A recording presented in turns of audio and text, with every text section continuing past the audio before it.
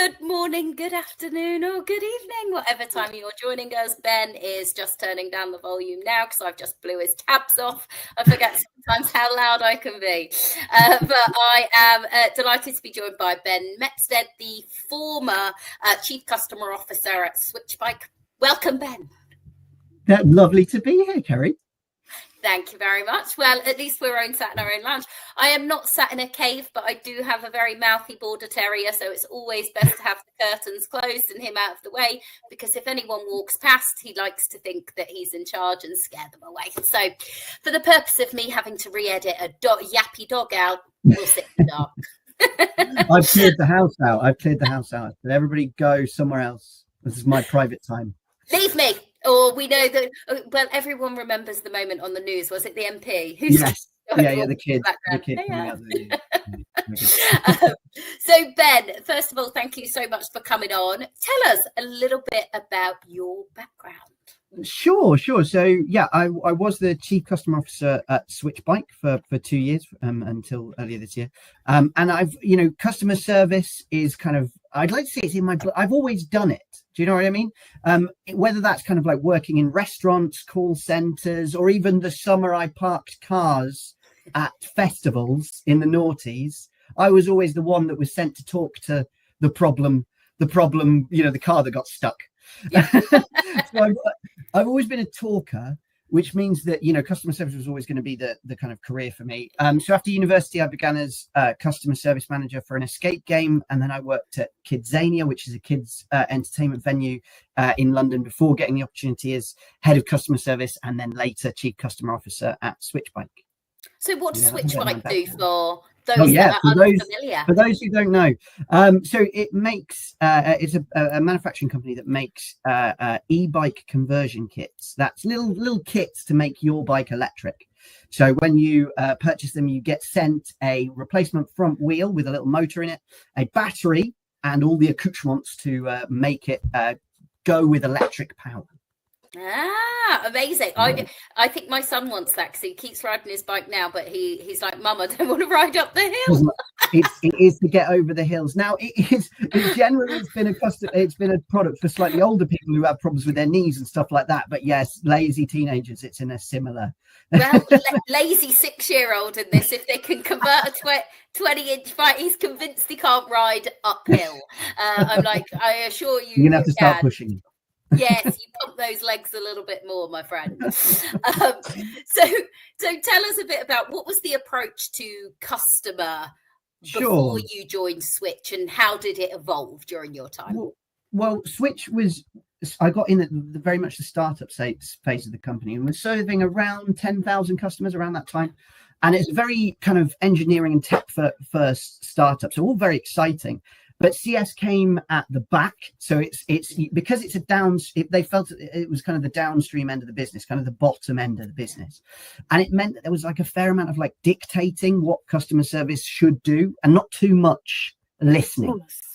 Now, one of the first things I sort of realized when joining Swytch is that the systems weren't really in place for the agents to kind of operate effectively. So that meant like just things like having 6 to 7 tabs open or needing approval for fairly low level tasks. So there wasn't very much ownership. And so I think that my kind of ethos for customer service and for kind of customers in general is that great companies, they don't just win customers, they keep them. And the way that you kind of keep and grow customers is to make the agent experience as kind of effective as possible. Think of it like you, the agent that you're managing, or the agents that you're managing, they're the Formula One drivers, right? And you are the team head with the cans on, and it's your job to build a fantastic Formula One car. It doesn't matter how good they are at driving. If you've built them a rubbish car, they won't be able to kind of hit the KPIs that you need them to. They won't win the race. So that's my kind of approach. And it's definitely something that we kind of, like one of the proudest things that we did at Swytch was that at one point, Swytch was operating 2 order numbers for every order at Swytch, which was just very, very confusing for the agents. Why? So, yes. Well, they have two. They have two purchase points. So there was one for the first purchase and one for the. So you'd make a deposit and then you'd complete your order later. Right. Okay. And they were doing that on two separate complete systems that was spitting out two order numbers, which the agent had to know both of and know exactly where they were. And some of those systems weren't very searchable. So one of the main things I did was to build a custom app with our development team for Zendesk that pulled in all the disparate places of customer information into one place. So then that's just like a starter point of designing a system that means that your agents are able to operate as effectively as you need them to. Yeah, absolutely. Like, it's not bad workman blames his tools, but in this case, exactly, bad tools, the workman can blame them. Bad tools, the workman can't do it. Very much This is Patrick's argument when he gets yet another store or whatever he buys. That's why he needs the best store. It is there is like a professional level of, and I think when startups kind of scale quite quickly, they're still using the tools that they were doing when they were like making their first Indiegogo campaign or when they were first, operating off an email or whatever. It's like some of those tools just kind of like end up being legacy tools, and then suddenly they look out of place. Especially when you have, with customer service as well, the key goal has to be resolution time being, in the minutes or in the seconds. And the way to do that is to like give everybody, give your agents the right tools and the right support. And that means building really good systems, really good technology.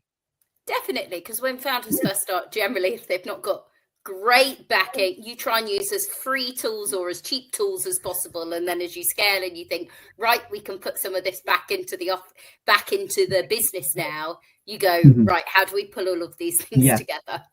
And one of the things that was really good about Swytch was that a lot of because they were engineers, there was a lot of kind of in-housing of a lot of tools quite quickly, and that actually, as a that having access to developers, I love developers because like they actually help you kind of think out the box, and that kind of, while you're doing the CX, if you can also tell them that like if this is really good for the customer, if you're building a really, really lovely system for the customer, but then they call up the agent and the agent has to get 6 approvals to make a tiny change, then you've lost them.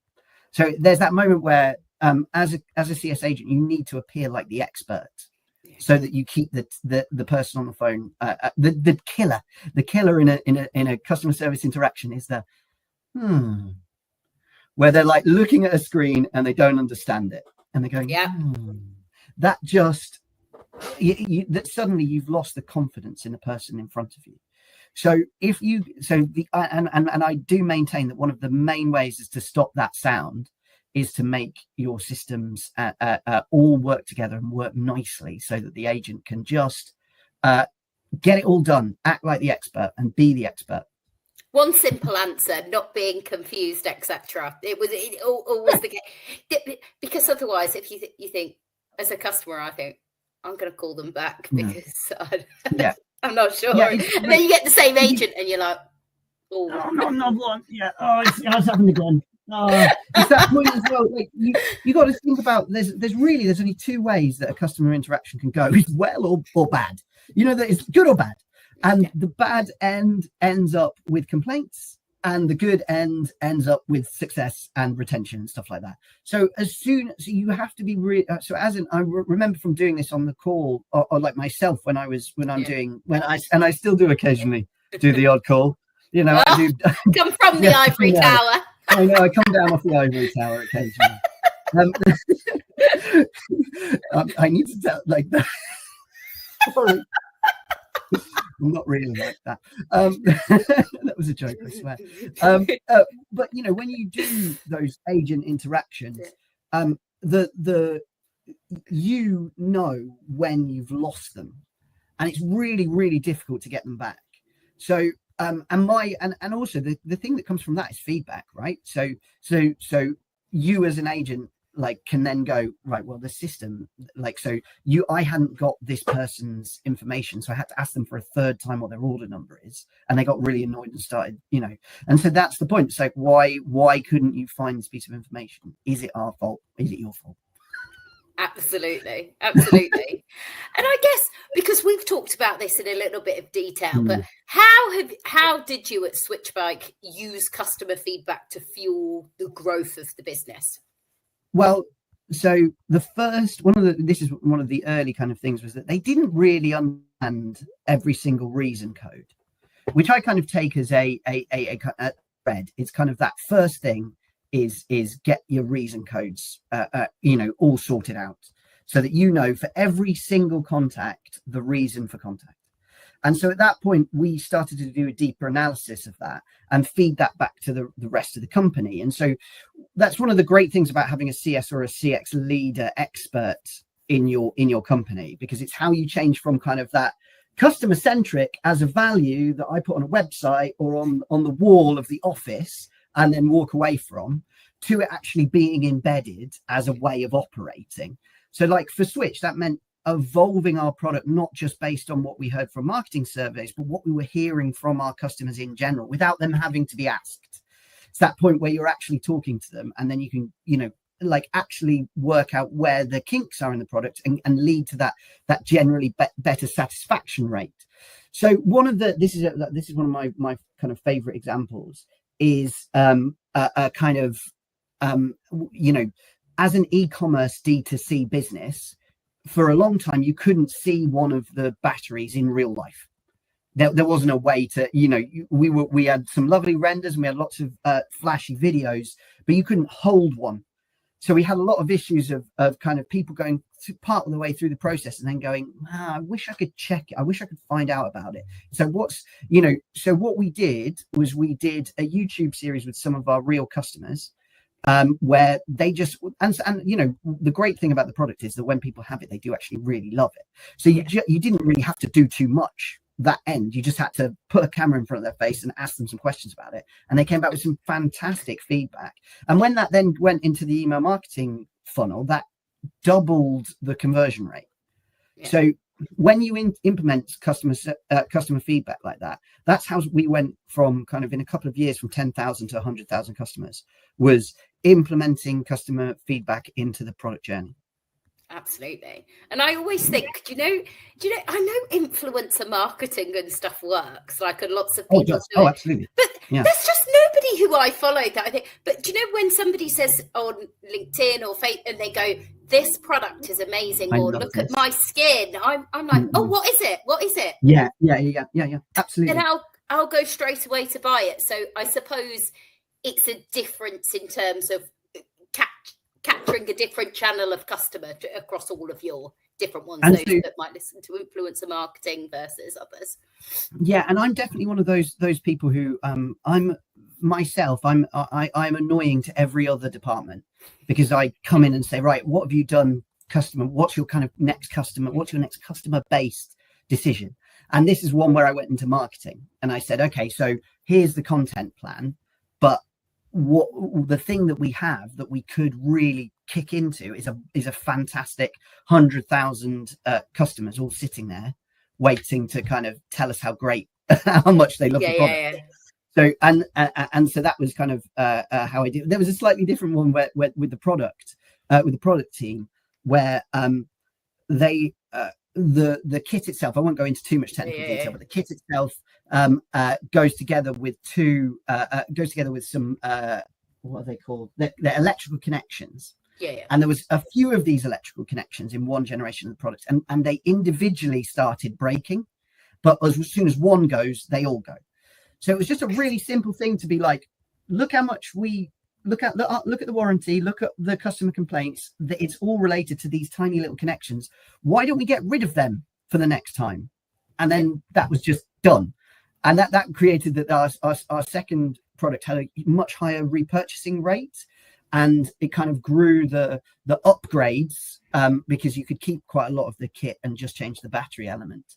The upgrades went from kind of 5 to 35%, because you were just able to go, oh yeah, this works a little bit better, because the customers have given that feedback to make it work a little better. Absolutely. And do you use that feedback in your marketing to say, hey, you know what, we've listened to you? this is what we're doing now in terms of the next generation of products. Oh, I've got that. Yeah, there is some really good kind of like because we do quite Swytch did quite a lot of those CEO to camera saying, you know, hi, I'm Oliver.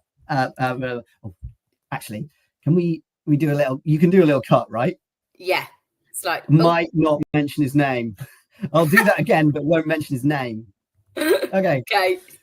Yeah, we do quite a lot of kind of that CEO to camera stuff, being like, "Hi, I'm the CEO, and this is the product," and blah blah, blah, just to give it that kind of legitimacy. And we did one of those where the whole kind of reason for the video was, "We've listened to you. This is what you said," and then we had lots of clips of customers saying, "Oh, I'd really like it if it could do this," and then we did some nice renders of the battery turning into what they've just asked it to do. So absolutely. Oh, well, that's nice, because I always think that's really good. I've seen people do it in marketing, like I don't know if you've heard of the laundry company Tallow and Ash. I follow the founder on there, and she was going, "We heard when you said we hate this bottle, we're wasting product, right? We're throwing that away. This is what we're doing now." And I always think as a customer, oh, well, actually, it's worthwhile taking my time to give feedback, because I think a lot of people, if you give feedback and you think that's going nowhere, that's landing in the ether somewhere. Let's not waste my time. Yeah, that's the thing, is that is absolutely something that I find that maybe that actually it's when you're kind of getting that feedback in the kind of conversation that you're having. Like, actually there's the time to, there's surveys, there is the CSATs, there's all of that, which sort of in some places they're still incredibly useful, but it's that capturing that feedback when the customer is just talking about the product to you. Like, if you're not like, if it just goes into a spreadsheet or just goes into a kind of some kind of, you know, nowhere, if it just goes nowhere, well then what's the point? What is the point in talking to your customers if you're not learning anything? Absolutely. And of course, we can't do one of these without asking about AI and what the approach was, and apparently throwing my computer to add to the effect. The world's AI obsessed, as we refer it, or it's in its hype phase at the moment, which essentially means, according to Gartner, that we think that it can solve everything. So what's your experience with AI, and in your opinion, what are the foundations you need in order to bring AI into the business? Well, AI has absolutely changed the landscape for customer service. I feel like when they realized what AI could be, it very quickly became very apparent that the first step for businesses was kind of CS agent as an AI. And I remember there was probably about 2 years ago, do you remember Chevrolet? Chevrolet did just put ChatGPT directly onto their chatbots. Didn't do any filtering, no RAG, nothing. Just put it directly on, and like within like a couple of minutes, customers had made it say that, you know, Chevrolets were terrible, and could I have one for free? And it just accepted all of that.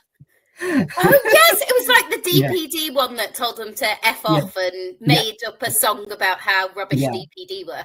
So kind of that early stage, like a lot of people saw, as you said, saw the hype and were like, yeah, let's just put it on, let's just stick it on, and then we can get rid of half of our team. But it is evolving and improving, and really quickly, and you see the best brands and leaders are using it effectively and getting great results. So for any founder or business that finds themselves saying, like, we need AI, the actual first step is to get your business ready for it. It seems like an easy thing, and I think lots of people are there already, but there are people, there is a fair amount of founders, especially newer stage businesses, that aren't there. But you know, your AI customer service bot is only as good as the knowledge and the guidance that you give it. So we learned very quickly where the holes in our knowledge base were, and where our internal policies weren't being communicated, because the AI hallucinates. It had some fun moments where early on it was making up addresses. It was like, oh, you need to return your kit to 123 Swytch Street. There we go, job done. And I was like, that's not, that does sound like a good place for us to have our business, but it doesn't exist. We didn't create a street for. We didn't create a whole street. We're just a startup. So any question that you don't know the answer to, the AI can't just fill the void there, but it can. I think it's fundamentally important with any AI partnership for you to kind of understand the basics of how AI works. And that's that there is the LLM, the large language model, which is either provided by ChatGPT or Google or, whichever one of your providers. And then underneath that, which is something that your AI partnership is probably using, is the RAG. The acronym of which escapes me right now. Maybe I should Google it. And then say that bit again. Right. No, don't worry about it. Some tech guy will remember. People love to correct you. They'll go, I remember that acronym. I'll just say the acronym and it sounds cool. All right, okay, I'll do that bit again. So fundamentally, an important part of any kind of AI partnership is that you, as the customer service leader or the founder or the business, understands how AI works. That's the basics of it. That doesn't mean you need to know all of the code. That means you need to understand the difference between, for example, the LLM, which is the large language model, like your like ChatGPT, like Copilot, etc., and the RAG, which is the kind of the guidance, the kind of direction that it's pulled through. So in terms of that being your knowledge base and the guidance that you have given that AI. So, and understanding within that what that RAG can and can't do. Like, is it going to be for your first contact resolution? So is it that, what's the price? It's this price. Or is it is your AI partner at the point where they can do things, the exciting things like agentic AI, which is like, I need a refund, and the AI goes through all of your rules and systems and works out whether you are actually due a refund, whether you're entitled to one, and then goes on to your, whatever WordPress or whatever system you use and processes that refund. And then the agent doesn't touch it and it's just solved. That's by the way, that's quite exciting. That's kind of like where we're going, is that kind of like new area of agentic AI, and it's moving towards kind of the AI agent being able to do everything that a human agent can. But what this also means is when you've done this, what you are left with is the issues that really need a human response. So you end up upskilling your human team because they really need to be able to be experts in the remaining elements which need that human interaction. Absolutely. And I totally get it, because I always think of it from a recruitment perspective. If you're hiring somebody in, there's a difference. Somebody in AI can give you a salary. They can tell you what the benefits package is, all of the transactional type of stuff. But they can't make you feel a certain way about a business, ask you the right questions to get you to understand how you're feeling. Same as selling a house, I suppose. Very true. And I think that, there's definitely a kind of an element where that kind of human interaction that you can't just take away. It's we're not at the point where AI is fully replacing the customer interaction. Because for a start, there are people out there who just won't interact with the AI. They want to talk to you still, and you still have to be able to provide that.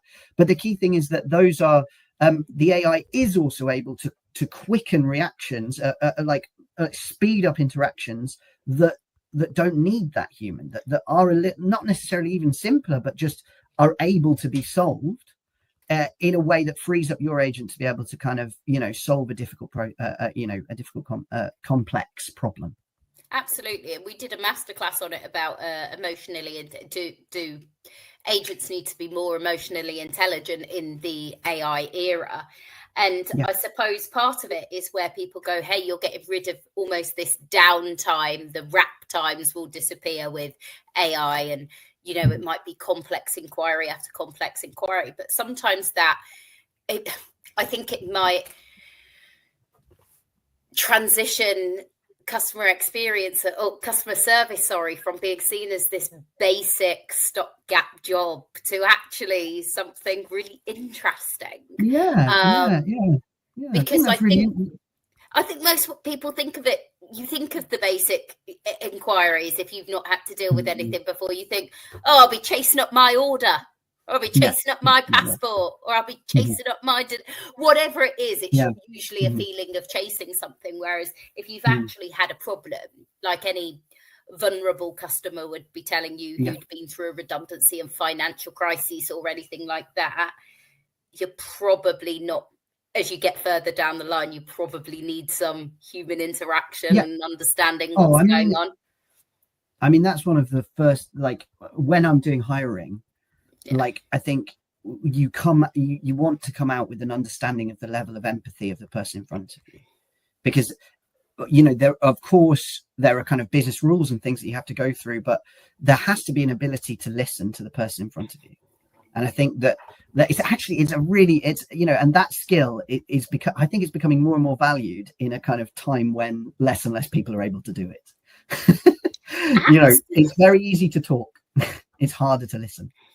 Absolutely. And it's the very same in terms of recruitment and stuff. It's quite easy to find the people and start building out messaging. It's actually, how do you create the messaging that lands with those people? How do you interact and speak to them to make them want to speak to you, to have them trust you? Because that is the case in customer service as well, right? It's a relationship built on trust. If you're in trouble and you call me, I'm the agent, and you walk away thinking, I know Kerry's got that under control. She's told me that this is what's happening next, and I believe her. Yeah. Versus we always had that thing at Swytch, which was that person who's halfway up the hill and their kit stopped working. It's raining, and then they call us, right? So that person, how do you win that person round? And you really need to be able to listen and understand and be able to provide a solution. So once again, that does go back to a lot of the things, is that if you are not prepared, if you have not prepared that agent effectively, if you've not given them all the skills and all the tools they need to succeed, then they're not going to be able to save the person on the hill in the rain. But you know, alongside that, you really need to have like a willingness to listen and be open. Yeah. And it's the same. I remember. Do you remember empathy training back in the day? Yeah. Ben, I understand how you feel. And Ben, a lot of our other customers who got stuck on hills felt exactly the same. The same as you. Yeah. This is how we resolved it for them, Ben. Does that work for you? No, I am still on a hill in the rain. Still on a hill. It's still raining. You don't care. And how many customers felt this way? And I think I used to hear that almost the manufactured empathy is why when we first started in call center and stuff, I had scripts, and I kind of got rid of the scripts and came up with my own, because with the best will in the world, if you're trying to read from a script and get it word for word, you do sound like, good morning, Ben. This is Kerry from the Identity and Passport Service. How can I help you? Which I had a mortgage renewal call recently, and I thought, now they have to legally say things, and the guy did really well to make it just feel like he's just coming up with it off the cuff. And I was like, this is really impressive, because I know that legally you have to say this to me, but it sounded like he was just coming up with like, no, see, I enjoy the acknowledgement when in like in insurance and stuff, people go, right, so now Kerry, these you've got to listen to this, and I've got to say it to you word for word. And I think, the thing is, I also tend to like zone out as soon as somebody says that. Same. It's just like in terms of T's and C's and things that you read and the things that are really important. Again, it's why things are really trustworthy, because people used to bury things in the small print, right? Which is why we had the what was it about the PPI and all of that sort of stuff? Car finance. And you go, actually, that's really interesting, because still people could probably bury things in the small print, but you lose trust with people. You go, it's not about that. It's the same as when I used to work for a big recruitment firm, and sometimes people wouldn't agree fees. They'd just send the terms and conditions, and by agreeing to interview, you've agreed to those terms. But actually, you haven't really. Like, you need to have that conversation to say, hey, these are the terms and this is what it looks like. And if you can't, you're probably not selling to a good solid customer that's brought into you in the business. And it's such a small mentality, really, especially as a scale up business, because certainly to a certain extent you can't get away with those things as a smaller business, especially with the rise in social media, because you will get rinsed immediately and everyone jumps on. And it's also as a kind of scale up, you know, that you have that like core set of like early adopter customers who are, you know, who they're the ones on your Facebook group. You know, they've got their own unofficial Facebook group where they all talk about all the great things about the product. Shout out to Swytch Bike Chat. Hope you guys are all okay. But do you know what? The terrible people who use and this is going to sound terrible, so sorry if you're one of these terrible people, but you are, where they use the official Facebook groups, because I'm part of a few, and throw in cheaper or, you know, copy products, and then they go, I know they're going to delete this in a minute. Of course they are. This is their brand page that you're following. Like, please don't do that. I find that absolute insanity, because I've seen it a lot about the TikTok shop now and sort of counterfeit products coming across. We as humans, sometimes it gets lapped up and people share the counterfeits with people and are like, please don't do that, especially on the official company pages that people have built up. Of course, it's like you have followers, but then that is related. That kind of like, you have like your core followers, right? You have the people that as a business that are always going to purchase from you, right? And you can kind of, the thing about a customer base is that you actually have a kind of like sliding scale of that, and for a business to grow, you need to be able to reach far more than that. And if you want to be in that scenario where you're able to reach those other people, you need to not be too specific and not too like, kind of maybe just like only talking in a certain way. Like we have obviously with bike parts, there's a lot of stuff down. I'm no bike expert at all, but like if you start talking about, crankshafts and bottom brackets, etc., it can get quite alienating. My bike has wheels and gears. It has wheels and gears. Yeah, that's all you need to know. But for a business to grow, you have to be able to sell, to kind of sell, but also to provide service for people who know that bikes have wheels or gears, or even people who don't. That's the level of support you need to provide.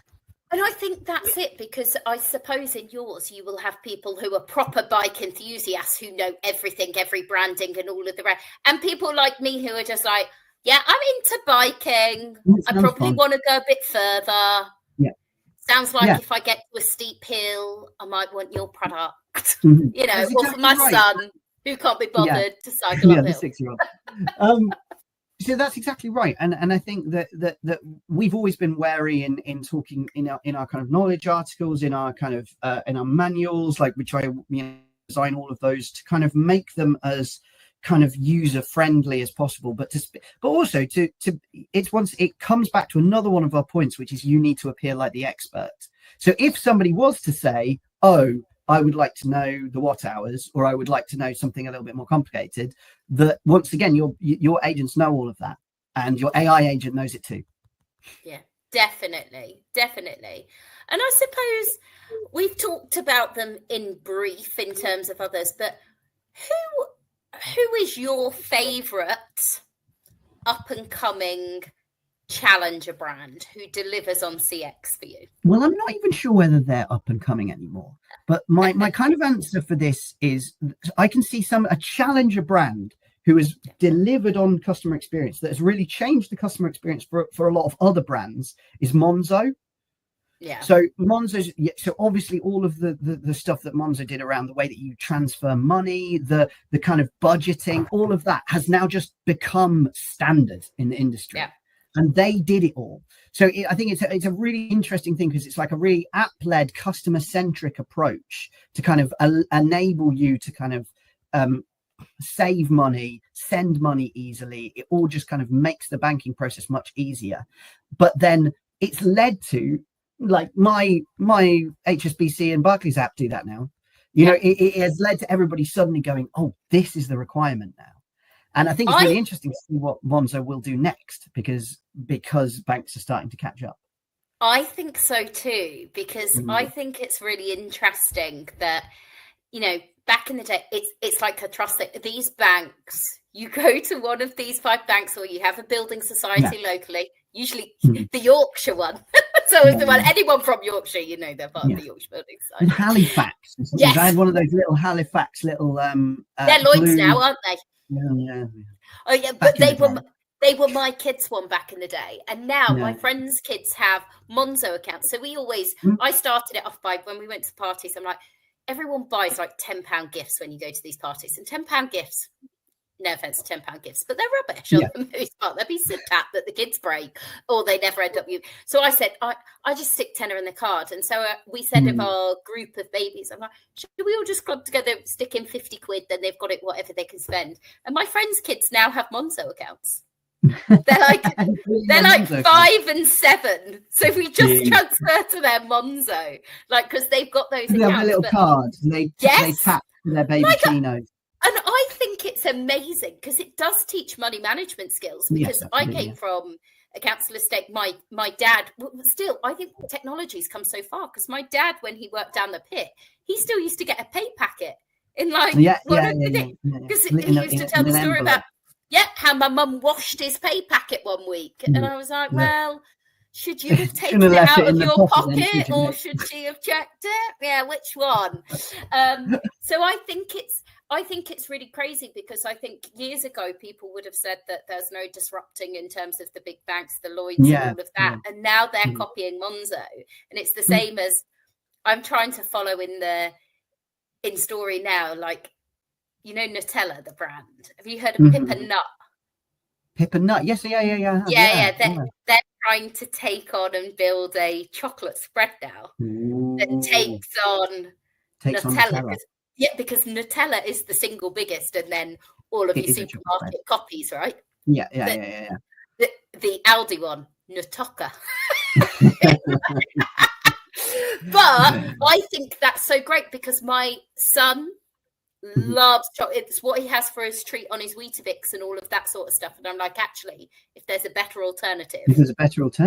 Yeah. And it is about disruptors, right? So I think that tends to be the thing that kind of often is like, if you're looking for an up and coming challenge brand, they tend to do really well on CX. Like, for example, Open Rent. So I don't know whether so as a kind of way to it's like a sort of replaces an estate agent, and whereas when you're doing an estate agent, it's like 50 emails, like the whole process is quite long. They can sometimes they'll just ghost you. When you go through Open Rent, it's much more like, it demystifies a lot of the decisions that estate agents and kind of landlords have to make. So it kind of keeps a lot of that like each stage of the process out in the open, rather than whenever your estate agent can be able to email you back. It's instead there's this like, and also takes away a lot of the fees that landlords have to pay. The other, I was going to mention one more, which is Ringo. I know it's like, so people will be like, oh well, car parks, like, who cares? But I'm as a dad with a 4-year-old, that when we stop in a car park and I let him out, that's it. He's gone. Wherever we're going, he wants to get there. He doesn't want to spend any time in the car park. But you now don't have to go and get your little ticket and walk it back to the car and put it in the thing. You just press the button, like three kind of, I think, 3 touches before you've booked your car parking on Ringo. And I just think that is that industry hadn't even been touched. It was so old fashioned, and then like just completely changed sort of like overnight.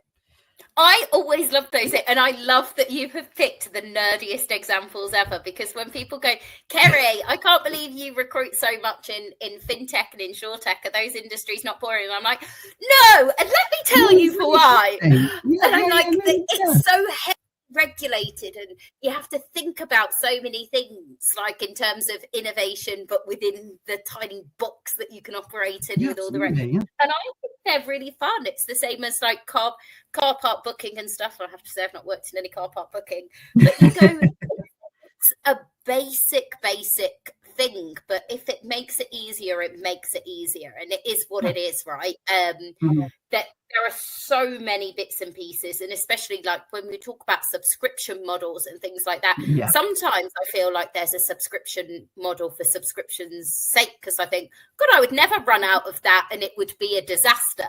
Whereas there are certain things like, you know, babies' nappies now that I see you get subscriptions and stuff for them, and I go, I can see why. Have you done the kids' bike one? I feel like that's a popular one. The kind of like, so the frogs bikes, like as you get older, they just send you the next one when they get too big. Yeah. So you can just like, because obviously, I know about that because I know too much about bikes. I know this industry. Surprisingly, but it's interesting. But then that kind of, I think that reflects on me, because I wasn't like a huge bike person before I started working at Swytch. I didn't have kids when I worked at a kids entertainment venue, but I just become obsessed by the product and the industry that I'm working in, and it just means that you're able to kind of, you have to, in a way, as a leader. It's at times you need to be the expert, and the only way you do that is by knowing as much as you can. And if you've got a like kind of an attitude to learning, to like never kind of stopping and saying, well, I think I know enough, then that's only going to stand you in good stead. Totally agree, because you can say, I am passionate about something, or we want somebody who is passionate about a subject. And you go, well, maybe I'm not, but I could be. Could be, yeah. Like, make me excited, and I'm an excitable person, and most of the time it's people like, oh my God, there's a challenge here that I can really sink my teeth into. There's a good opportunity. And for other people, actually, sometimes working in a passion industry can be a real wake-up call, especially if it's a brand that they're a big fan of. Like when I used to hire for luxury brands specifically for executive assistants back in the day. And sometimes I got somebody in at the brand that they were the biggest fan of, and they absolutely loved it. But I spoke to somebody else who'd rejected a job offer at one stage and went to their biggest brand. They were like, it's my dream job for the dream person, creative director working for. And it was a nightmare. And they couldn't marry the two together then to continue being a fan of the brand. And that's really sad. Don't work for your heroes, kids. I look at the team at Swytch. There was people who were, every weekend their Instagram would be them in Lycra up a hill somewhere. And there'd be some people we'd get together and they'd be like, I don't know how to ride a bike. And it would be sort of, that's okay. As long as you became obsessed with it, as long as you actually, and you didn't, you don't have to be that kind of, you don't have to be the person in Lycra up a hill every weekend, but you just need to care about the brand. No, I got my bike out for the first time in 5 years yesterday, and I cycled all the way to football, and I cycled all the way back, and you can best believe I was racing my time on the watch on the way back. On the way back. And I forgot to set it to cycle, so it didn't work, really irritatingly. Because classic Strava mistake. The worst thing about cycling, actually, is it doesn't auto-detect on anything, and if it auto-detects, it tells you you're in a car. Now that's my ring light fallen over. Well, that shows you're obviously going pretty fast if it thought you were in a car. Well, there we go. Now, one final thing from you, Ben. So what piece of advice would you give to a founder today who's maybe scaling a business but hasn't got the budget for a CS or CX leader at this moment in time? What piece of advice would you give to them around customer? Around customer? Well, that's a very, very good question. I think the answer is that it's not a siloed part of your industry. You shouldn't think of any part of your business as being siloed, but especially the customer, because it has to inform the other parts of the business. Otherwise, you design yourself away from your customer and you make it harder to find new ones.